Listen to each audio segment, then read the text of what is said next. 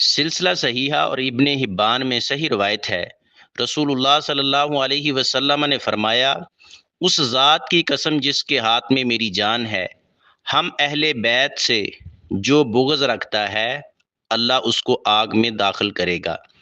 اس حدیث کا مفہوم ہے ایمان کی تکمیل کے لیے اہل بیت سے محبت و پیار رکھنا فرض اور واجب ہے۔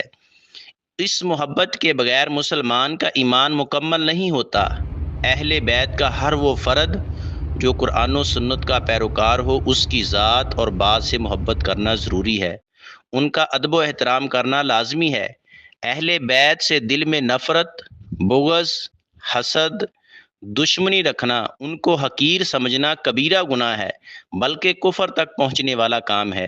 اہل بیت سے محبت ایمان کا تقاضا اور نجات کی علامت ہے۔ اہل بیت سے نفرت جہنم میں لے جانے والی ہے۔